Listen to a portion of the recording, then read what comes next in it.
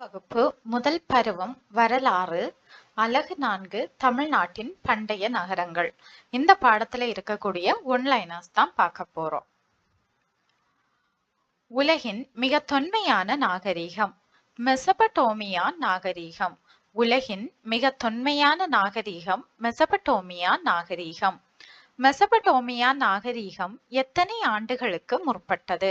விடை 6500 ஆண்டுகள். மெசபடோமியா நாகரீகம் எத்தனை ஆண்டுகளுக்கு முற்பட்டது? 6500 ஆண்டுகள். சிலப்பதிகார காப்பியத்தின் மாந்தர்களான கோவலனும் கண்ணகியும் பிறந்த ஊர். விடை பூம்புகார். சிலப்பதிகார காப்பியத்தின் மாந்தர்களான கோவலனும் கண்ணகியும் பிறந்த ஊர் பூம்புகார். பூம்புகார் எந்த கடலின் கரையில் அமைந்துள்ளது? விடை வங்காள விரிகுடா கடல். பூம்புகார் எந்த கடலின் கரையில் அமைந்துள்ளது? வங்காள விரிகுடா கடல். எந்த ஆறு கடலோடு கலக்கும் இடத்தில் தற்போதைய மயிலாடுதுறை அருகே பூம்புகார் உள்ளது? விடை காவிரி ஆறு. எந்த ஆறு கடலோடு கலக்கும் இடத்தில் தற்போதைய மயிலாடுதுறை அருகே பூம்புகார் உள்ளது? காவிரி ஆறு. பூம்புகாரின் வேறு பெயர்கள். விடை புகார், காவிரி, பூம்பட்டினம். பூம்புகாரின் வேறு பெயர்கள். புகார், காவிரி, பூம்பட்டினம். சங்ககால சோழ அரசின் துறைமுகம். விடை பூம்புகார். சங்ககால சோழ அரசின் துறைமுகம் பூம்புகார். பூம்புகார் துறைமுகத்தில் நடந்த வணிகம் குறித்து கூறும் சங்க இலக்கிய நூல். விடை பட்டினப்பாலை.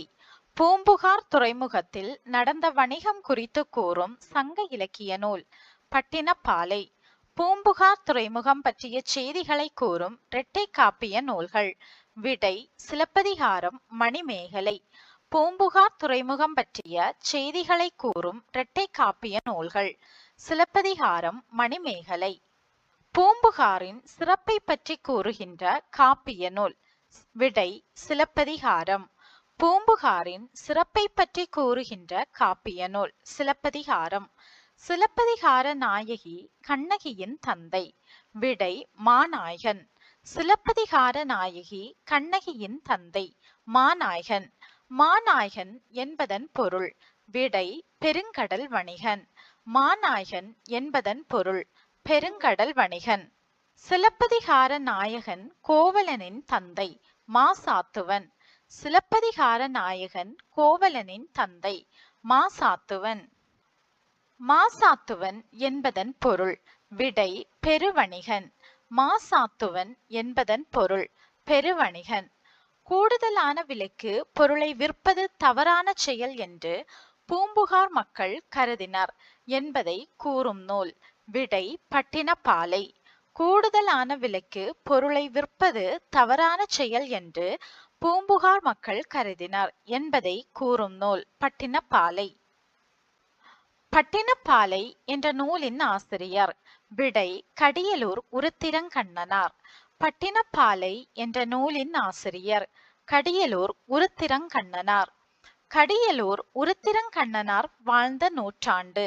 விடை கிமு 2ஆம் நூற்றாண்டு. கடியலூர் உருத்திரங்கண்ணனார் வாழ்ந்த நூற்றாண்டு கிமு 2ஆம் நூற்றாண்டு.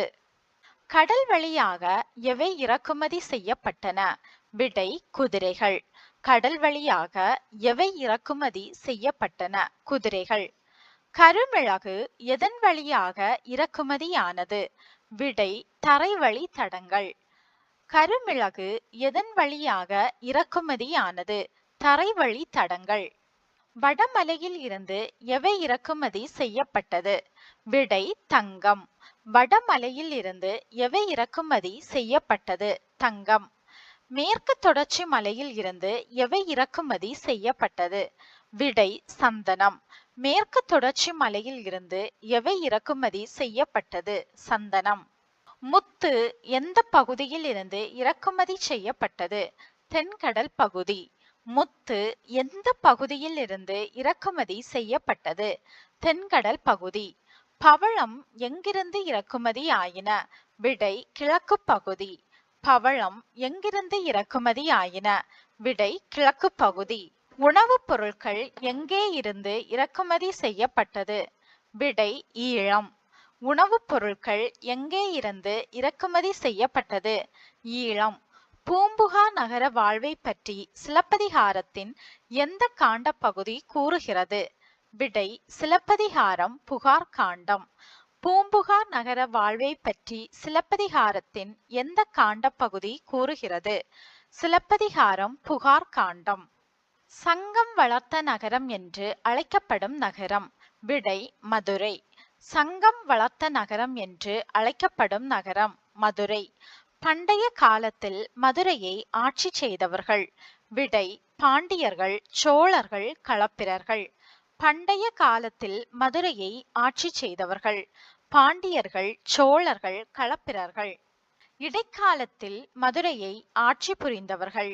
விடை பிற்கால சோழர்கள், பிற்கால பாண்டியர்கள், நாயக்கர்கள். இடைக்காலத்தில் மதுரையை ஆட்சி புரிந்தவர்கள்? பிற்கால சோழர்கள், பிற்கால பாண்டியர்கள், நாயக்கர்கள். கடைச்சங்க காலத்தில் தமிழ் பணி செய்த புலவர்களின் எண்ணிக்கை? விடை 49.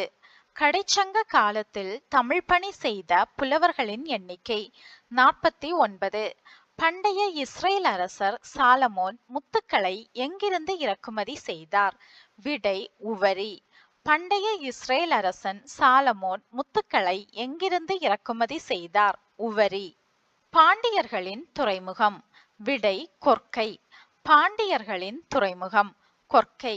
உவரி எங்கு அமைந்துள்ளது? விடை பாண்டியர் துறைமுகமான கொர்க்கைக்கு அருகில்.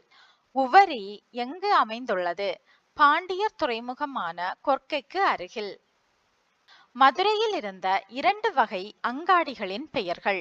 விடை நாளங்காடி, அள்ளங்காடி. மதுரையில் இருந்த 2 வகை அங்காடிகளின் பெயர்கள்? நாளங்காடி, அல்லங்காடி. பகல் பொழுதிலான அங்காடி? விடை நாளங்காடி. பகல் பொழுதிலான அங்காடி நாளங்காடி. இரவு நேரத்து அங்காடி? விடை அல்லங்காடி. இரவு நேரத்து அங்காடி அல்லங்காடி. சாணக்கியர் எழுதிய நூல்? விடை அர்த்த சாஸ்திரம். சாணக்கியர் எழுதிய நூல் அர்த்த சாஸ்திரம்.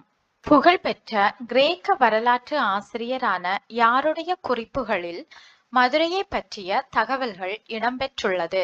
விடை மெகஸ்தனிஸ். புகழ்பெற்ற கிரேக்க வரலாற்று ஆசிரியரான யாருடைய குறிப்புகளில் மதுரையை பற்றிய தகவல்கள் இடம்பெற்றுள்ளது? மெகஸ்தனிஸ். மௌரிய வம்ச அரசனான சந்திரகுப்தரின் அமைச்சராக இருந்தவர்? விடை சாணக்கியர். மௌரிய வம்ச அரசனான சந்திரகுப்தரின் அமைச்சராக இருந்தவர் சாணக்கியர். நாளந்தா பல்கலைக்கழகத்தில் பயின்ற சீன பயணி யுவான் சுவாங் கூடுதல் படிப்புக்காக வந்த இடம்? விடை காஞ்சி. நாளந்தா பல்கலைக்கழகத்தில் பயின்ற சீன பயணி யுவான் சுவாங் கூடுதல் படிப்புக்காக வந்த இடம் காஞ்சி. துறைமுக நகரம் என்று அழைக்கப்படுவது? விடை புகார். துறைமுக நகரம் என்று அழைக்கப்படுவது புகார். வணிக நகரம் என்று அழைக்கப்படுவது? விடை மதுரை. வணிக நகரம் என்று அழைக்கப்படுவது மதுரை. கல்வி நகரம் என்று அழைக்கப்படுவது? விடை காஞ்சி. கல்வி நகரம் என்று அழைக்கப்படுவது காஞ்சி.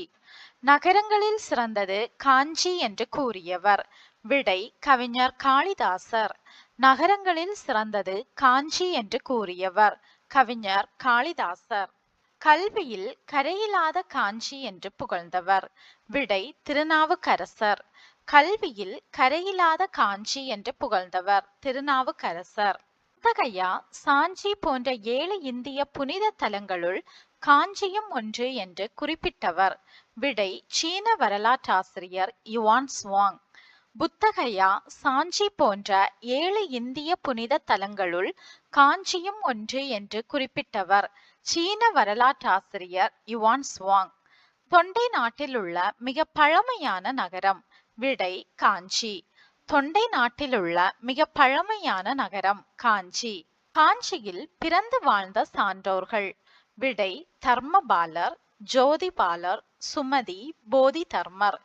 காஞ்சியில் பிறந்து வாழ்ந்த சான்றோர்கள்? தர்மபாலர், ஜோதிபாலர், சுமதி, போதி தர்மர். கோயில்களின் நகரம் என்று அழைக்கப்படுவது? விடை காஞ்சி. கோயில்களின் நகரம் என்று அழைக்கப்படுவது காஞ்சி. காஞ்சி கைலாசநாதர் கோயிலை கட்டிய மன்னன். விடை பிற்கால பல்லவ மன்னன் ராஜசிம்மன். காஞ்சி கைலாசநாதர் கோயிலை கட்டிய மன்னன். பிற்கால பல்லவ மன்னன் ராஜசிம்மன். பௌத்த துறவியான மணிமேகலை தனது இறுதி காலத்தை கழித்த இடம். விடை காஞ்சி. பௌத்த துறவியான மணிமேகலை தனது இறுதி காலத்தை கழித்த இடம் காஞ்சி. ஏரிகளின் மாவட்டம் என்று அழைக்கப்படுவது. விடை காஞ்சி. ஏரிகளின் மாவட்டம் என்று அழைக்கப்படுவது காஞ்சி. சேர நாட்டின் பகுதிகள். விடை கோவை, நீலகிரி, கரூர், கன்னியாகுமரி இன்றைய கேரள மாநிலத்தின் பகுதிகள். சேர நாட்டின் பகுதிகள் கோவை, நீலகிரி, கரூர், கன்னியாகுமரி இன்றைய கேரள மாநிலத்தின் பகுதிகள். சோழ நாட்டின் பகுதிகள். விடை தஞ்சை, திருவாரூர், நாகை, திருச்சி, புதுக்கோட்டை. சோழ நாட்டின் பகுதிகள் தஞ்சை, திருவாரூர், நாகை, திருச்சி, புதுக்கோட்டை. பாண்டிய நாட்டை உள்ளடக்கிய பகுதிகள். விடை மதுரை, ராமநாதபுரம், சிவகங்கை, தூத்துக்குடி, திருநெல்வேலி. பாண்டிய நாட்டை உள்ளடக்கிய பகுதிகள். மதுரை, ராமநாதபுரம், சிவகங்கை, தூத்துக்குடி, திருநெல்வேலி. தொண்டை நாட்டை உள்ளடக்கிய பகுதிகள். விடை காஞ்சிபுரம், திருவள்ளூர், தர்மபுரி, திருவண்ணாமலை, வேலூர், விழுப்புரம் மாவட்டத்தின் வடக்கு பகுதி. தொண்டை நாட்டை உள்ளடக்கிய பகுதிகள். காஞ்சிபுரம், திருவள்ளூர், தர்மபுரி, திருவண்ணாமலை, வேலூர், விழுப்புரம் மாவட்டத்தின் வடக்கு பகுதி. பொறுத்துக. சோழ நாடு சோறுடைத்து. பாண்டிய நாடு முத்துடைத்து. சேர நாடு வேளமுடைத்து. தொண்டை நாடு சான்றோருடைத்து. பொறுத்துக. சோழ நாடு சோறுடைத்து. பாண்டிய நாடு முத்துடைத்து. சேர நாடு வேளமுடைத்து. தொண்டை நாடு சான்றோர் உடைத்து. ஓகே ஃப்ரெண்ட்ஸ், இந்த வீடியோ உங்களுக்கு பிடிச்சிருந்தா லைக் பண்ணுங்க, சேனலை சப்ஸ்கிரைப் பண்ணுங்க. தேங்க்யூ.